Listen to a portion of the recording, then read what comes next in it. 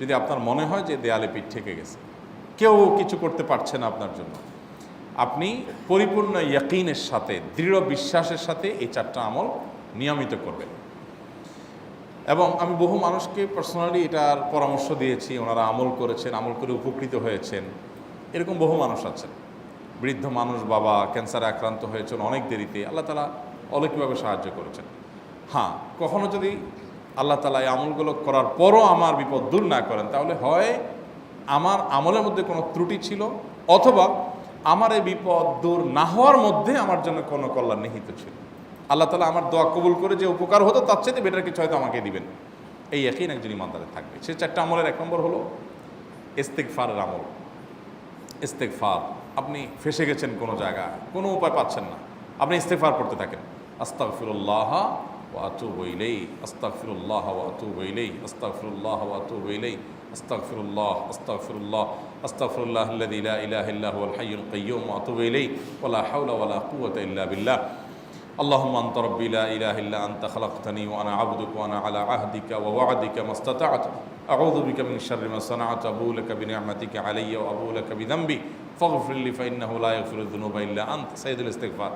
এভাবে যে কোনো ইস্তিগফার করতে থাকেন, আপনি বেশি বেশি করে আল্লাহর কাছে ইস্তিগফার, ক্ষমা প্রার্থনা করতে থাকেন, খুব বেশি। আপনার 2 ঠোঁটে অনবরত আপনি চাইতে থাকেন আল্লাহর কাছে ক্ষমা। এই ইস্তেগফার সম্পর্কে নবী করিম সাল্লাল্লাহু আলাইহি ওয়াসাল্লাম বলেছেন, মাল্লাজিমাল ইস্তেগফার, যে ব্যক্তি ইস্তেগফারকে আঁকড়ে ধরবে, আঁকড়ে ধরা মানে কি, এটা ছাড়বে না, সে পড়তেই থাকবে অনবরত। টয়লেটে যাওয়ার সময়টা, ঘুমের সময়টা, খাওয়ার সময়টা বাদে, অবসর নামাজের সময়টা বাদে, বাকি সারাক্ষণ সে ইস্তেগফার পড়বে। এরকম যদি কেউ করে, আল্লাহ রাব্বুল আলামিন জাআলাল্লাহু লাহু মিন কুল্লি হাম্মিন ফারাজা ওয়া মিন কুল্লি যিকিন মাখরাজা, সকল পেরেশানি থেকে, সকল টেনশন থেকে বের হওয়ার পথ আল্লাহ তাআলা অলৌকিকভাবে তার জন্য আবিষ্কার করে দিবেন। এবং আমি আমার জীবনে যেটা বলেছিলাম, বিস্তারিত বলতে চাই না, এরকম পরিস্থিতি আসছে যে চোখের সামনে কোনো আপাতত রক্ষার কোনো পথ আর খোলা নেই, এমন ভয়াবহ বিপদ। ইস্তেগফার করতে করতে এমনভাবে আল্লাহ তাআলা সাহায্য করেছেন যে এটা কল্পনা করলেও মনে হয় যে স্বপ্নের মতো। কিভাবে এখন এই লোক এই জায়গায় আসলো আমার সাহায্যের জন্য, এই লোক তো এটা আমি এই জায়গায় আসার কথা না, টিকুনি এসে হাজির হয়ে গেলেন এবং উপকারটা, আমার সমাধানটা হয়ে গেল সমস্যা। তো আলহামদুলিল্লাহ, বহুবার আমি পরীক্ষা করেছি, আর আমার পরীক্ষার 2 পয়সার দাম নাই। হাদিসে বলা আছে, গ্যারান্টি দেওয়া আছে, আমার পরীক্ষা করলেই কি না করলেই। তাহলে একটা আমল হলো কি, ইস্তেগফার। সব সময়ের জন্য এটা কন্টিনিউয়াস করবেন, আর এমনিও অবসর সময় ইস্তেগফার করবেন। আরবদের মধ্যে সৌন্দর্য আছে, তারা বিভিন্ন ডাক্তারের ওয়েটিং রুমে বা বিভিন্ন জায়গায় মানুষ যেখানে অপেক্ষা করে পাবলিক প্লেসগুলোতে লিখে রাখে ইস্তেগফার করুন, আপনার হাইওয়েগুলোর পাশে লেখা থাকে ইস্তেগফার করুন, এবং তারা আসলেও একটু পরপর দেখা যায় ইস্তেগফার করে। ভালো মন্দ গুণ সবার মধ্যে আছে, তাদের এই ভালো গুণটা আছে, ইস্তেগফার বেশি বেশি করা। আমরা ইস্তেগফার সচরাচর এইভাবে অনবরত অবসর সময় করার অভ্যাস অনেকের মধ্যেই নাই। আমরা এটা চালু করবো ইনশাআল্লাহ। বিশেষ করে যখন কোনো সমস্যা হবে, তখন ইস্তেগফার চলতে থাকবে মুখে অনবরত। ধীরে ধীরে মহব্বতের সাথে নিজেকে, নিজের পাপ অপরাধগুলোর কথা স্মরণ করে আল্লাহর কাছে মাফ চাইতে থাকবো, পেরেশানি দূর হবে ইনশাআল্লাহ। 1 নাম্বার 2, দুরুদ। নবী করিম সাল্লাল্লাহু আলাইহি সাল্লামের প্রতি দুরুদ পাঠ করা, এটা যদি আপনি নিয়মিত করতে থাকেন মহব্বতের সাথে, আল্লাহুম্মা সাল্লি আলা মুহাম্মদ ওয়া আলা আলি মুহাম্মদ কামা সাল্লাইতা আলা ইব্রাহিম ওয়া আলা আলি ইব্রাহিম ইন্নাকা হামিদুম মাজিদ, আল্লাহুম্মা বারিক আলা মুহাম্মদ ওয়া আলা আলি মুহাম্মদ কামা বারাকতা আলা ইব্রাহিম ওয়া আলা আলি ইব্রাহিম ইন্নাকা হামিদুম মাজিদ। আপনি একবার ছোট দুরূদ যদি পড়েন, সাল্লাল্লাহু আলাইহি ওয়াসাল্লাম, সাল্লাল্লাহু আলাইহি ওয়াসাল্লাম, আল্লাহুম্মা সাল্লি আলা মুহাম্মদ ওয়া আলা আলি মুহাম্মদ, শুধু এইটুকু পড়েন। জাযাল্লাহু আন্না মুহাম্মাদাম মা হুয়া আহলু, শুধু এইটুকু পড়েন। আপনি এভাবে যেই কোনো দুরূদ নবী করিম সাল্লাল্লাহু আলাইহি ওয়াসাল্লামের প্রতি যদি পড়েন এবং পড়তে থাকেন অনবরত, ইস্তেগফারের পাশাপাশি দুরূদের ক্ষেত্রে নবী করিম সাল্লাল্লাহু আলাইহি ওয়াসাল্লাম বলেছেন যে এইটা তোমার জন্য যথেষ্ট হয়ে যাবে। তুমি যদি আল্লাহর কাছে আর কোনো দোয়া করতে না পারো, শুধু দুরূদটা পড়ো, তোমার সব পেয়ে যাবে, কিচ্ছু লাগবে না। এক সাহাবী বলছেন, রাসূলুল্লাহ, আমার দোয়ার মধ্যে দুরূদ কত পার্সেন্ট রাখবো? আমি তো আমার অনেক কিছু আল্লাহর কাছে চাইবো, দুরূদ মানে তো নবীজির জন্য দোয়া, মানে আমার জন্য তো আমি দোয়া করবো, আপনার জন্য দোয়া কত পার্সেন্ট করবো? 1/3, 1/4, তারপরে হাফ, এবার বিভিন্ন পার্সেন্টেজ বলছিলেন তিনি। নবী করিম সাল্লাল্লাহু আলাইহি ওয়াসাল্লাম বলেছেন যে হ্যাঁ, এর বেশি করতে পারলে আরও ভালো, আরও ভালো। তো ভদ্রলোক এর বেশি, ওই সাহাবী রাদিয়াল্লাহু তাআলা আনহু, তিনি এর বেশি বাড়াতে একটা পর্যায়ে বলছেন যে আমি সব দোয়া আপনার জন্য করি। নবী করিম সাল্লাল্লাহু আলাইহি ওয়াসাল্লাম বলেছেন, তাহলে তোমার আর কোনো দোয়াই করতে হবে না, এর মধ্যে সব দোয়া চলে আসবে।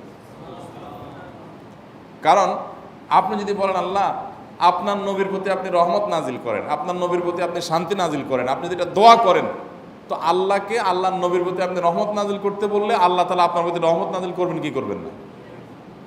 আপনি কাউকে খুশি করতে চান, কার কাছ থেকে কিছু আদায় করতে চান, তার ছেলেটারে যদি হাদিয়া তোহফা দেন, আদর যত্ন করেন, তো বাই ডিফল্ট অটোমেটিকলি ওই লোকের সিম্পেথি আপনার দিকে আসবে কি আসবে না? চোখ বন্ধ করে আসবে। তো আল্লাহর নবীর জন্য যখন আপনি দোয়া করবেন তখন আল্লাহ তাআলা আপনার মধ্যে রহমত নাজিল করবেনই, এটা নবী সাল্লাল্লাহু আলাইহি ওয়াসাল্লামের ওয়াদা। যে কোনো পেরেশানি, তিনি আরও বলেছেন যদি কেউ দুরুদের আমল করে নিয়মিত, আল্লাহ রাব্বুল আলামিন তার সকল পেরেশানির জন্য যথেষ্ট করে দিবেন। এই আমলটাকে সবগুলো দূর করার জন্য যথেষ্ট হয়ে যাবে।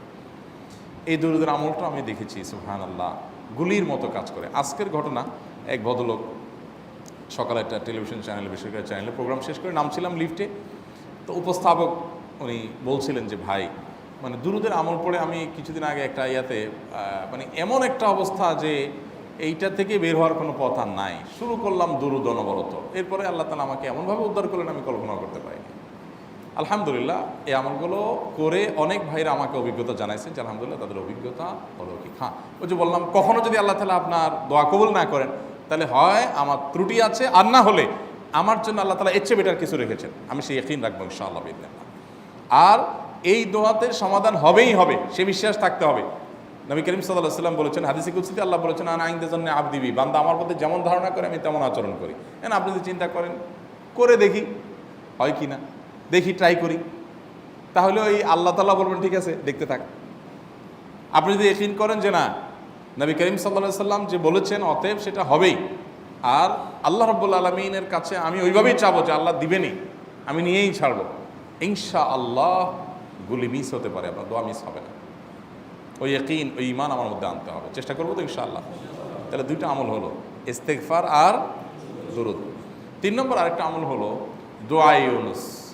দোয়া ইউনুস, লা ইলাহা ইল্লা আনত সুবহানাক ইন্নী কুনতু মিনাজ জালিমিন। বেশি বেশি পড়তে থাকবেন, যখন বিপদে পড়বেন ইস্তেগফার আর দুরুদ পড়বেন সবচেয়ে বেশি, আর মাঝে মধ্যে দোয়া ইউনুস, লা ইলাহা ইল্লা আনত সুবহানাকা ইন্নী কুনতু মিনাজ জালিমিন।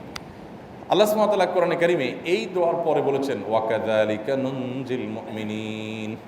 এই দোয়া পাঠ করার মাধ্যমে ইউনুস আলাইহিস সালামকে পৃথিবীর ইতিহাসের সবচেয়ে অলৌকিক ঘটনা, সকল সায়েন্স, সকল আপনার বিজ্ঞানের তত্ত্ব সবগুলোকে আপনার সবগুলোর বিপরীতে বা সবগুলোকে আপনার ভুল প্রমাণ করে দিয়ে ওই জায়গাটার জন্য আল্লাহ তাআলা ইউনুস আলাইহিসকে মাছের পেটে ঢোকার পর সেখান থেকে আবার জীবিত রেখে বের করেছেন।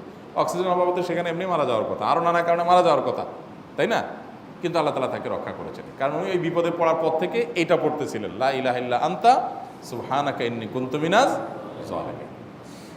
তো আল্লাহ তাআলা কোরআনে বলেছেন এটা ইউনুস, তার নবী ইউনুস আলাইহিস সালামকে আল্লাহ তাআলা এটার মাধ্যমে রক্ষা করেছেন, সেটা তার জন্য খাস না, এটা তার জন্য স্পেশাল না, বরং আল্লাহ বলেছেন ওয়াকাযালিকা নুনজিল মুমিনিন, এটা দিয়ে আমি তাকে রক্ষা করেছি, একইভাবে ঈমানদারদেরকেও এইটার মাধ্যমে রক্ষা করব। এটা বড় অস্ত্র পেয়ে গেলাম। দোয়া ইউনুস বেশি বেশি পড়বো ইনশাআল্লাহ, লা ইলাহা ইল্লা আনতা সুবহানাকা ইন্নী।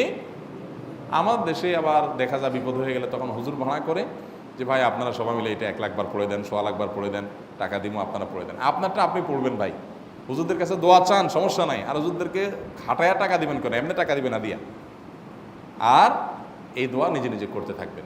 ইউনুস আলাইহিস সালাম ওই সময় কি লোক ঠিক করছিলেন যে ভাই আপনারা সবাই দোয়া ইউনুস পড়েন, আমি গেলাম, আমি মাছের পেটে গেলাম, আপনারা বসেন সবাই দোয়া ইউনুস পড়া দেবেন, করছেন উনি? ওনারটা উনি করছেন, তো আপনারটা আপনি শুরু করবেন, দোয়া ইউনুস না। 4 নম্বর আমল হলো ইয়া যাল জালালি ওয়াল ইকরাম, এটা বিশেষ করে পাঠ করবেন। নবী করিম সাল্লাল্লাহু আলাইহি ওয়াসাল্লাম বলেছেন আলিজু বিয়া যাল জালালি ওয়াল ইকরাম, ইয়া যাল জালালি ওয়াল ইকরাম এইটাকে তোমরা আঁকড়ে ধরবে। ইয়া যাল জালালি ওয়াল ইকরামের মানে কি? এটা আল্লাহকে ডাকা, আর কিছু না, এবং হাদিসে বর্ণিত দোয়া, এটা মাসনুন দোয়া। ইয়া যাল জালালি ওয়াল ইকরাম মানে হে মহা ক্ষমতার অধিকারী, প্রতাপশালী এবং সম্মানের মালিক, এটা বলার মানে হলো আল্লাহর কাছে নিবেদন করা, যেহেতু আপনার প্রতাপ আছে, আপনার জালাল আছে, আপনার বড়ত্ব আছে, হে বড়ত্বের অধিকারী এবং হে সম্মানের অধিকারী, আপনার যেহেতু আল্লাহ তাআলা এটা, আপনার যদি এটা আছে, অতএব হে আল্লাহ আপনি আমাকে এটা দান করুন, আপনার সেখান থেকে আমার প্রতি রহম করুন, আপনার সেখান থেকে আমাকে, আপনার বড়ত্ব থেকে আমাকে আপনি হেফাজত করুন, আপনার একরাম থেকে আমাকে আপনি, তা দিয়ে আপনি আমাকে রহম করুন। তো সেই দোয়া আল্লাহ তাআলার কাছে নিবেদন করতে পারি, ইয়া যাল জালালি ওয়াল ইকরাম। এর পাশাপাশি তাহাজ্জুদের নামাজ এবং যে কোনো নফল নামাজ। কারণ নবী সাল্লাল্লাহু আলাইহি সাল্লাম ইজা হাজাবাহু আমরুন সাল্লা, নবীজি সাল্লাল্লাহু আলাইহি সাল্লামের কোনো পেরেশানি শুরু হলে আগে ওযু করে 2 রাকাত নামাজ পড়তেন, ওযু করে 2 রাকাত নামাজ পড়তেন। আমাদের যখন পেটে ব্যথা শুরু হয় আগে কার কথা মনে পড়ে? ডাক্তারের কথা মনে পড়ে। যখন গায়ে জ্বর আসে সবার আগে মনে পড়ে কিসের কথা? নাপা, নাপা, ঠিক না? জ্বর আসছে গায়ে, সবার আগে আমরা কি চিন্তা করি? নাপা। নাপা আপনি চিন্তা করেন, খান, নিষেধ না তো, ওষুধ গ্রহণ করা সুন্নত। নবী সাল্লাল্লাহু আলাইহি সাল্লাম নির্দেশ করেছেন ওষুধ সেবন করতে, আপনি করেন, ভালো কথা। কিন্তু ইমানদার সব কিছুর আগে ব্যথা আসছে, তাহলে ব্যথার জন্য একটা ওষুধ দোয়া শিখেছেন, দোয়াটা আগে করবে, পাশাপাশি ওইটা করবে। এলো ইমানদারের কাজ। আমরা আজকাল ইমান থেকে অনেক দূরে সরে গেছি। আল্লাহ আমাদের সেই ইয়াকিন দান করুন। তাহাজ্জুদের সময় দোয়া, অনেক বেশি দোয়া কবুল হয়। তাহলে 4টা আমল ইনশাআল্লাহ আপনাকে এই ভয়াবহ বিপদ থেকে উদ্ধার করার জন্য সাহায্য করবে ইনশাআল্লাহ। সে ইয়াকিন নিয়ে করবেন। সেই সাথে as-সাদকা তারদুল বালা, দান সাদকা করা, অন্যান্য যে আমলগুলো আছে টুকটাক সেগুলোর সাথে সাথে চালানো। বাকি এই 4টাকে বেসিক্যালি একটু জোরভাবে করতে থাকা। আস-সুন্নাহ ফাউন্ডেশন, উম্মার স্বার্থে সুন্নাহর সাথে।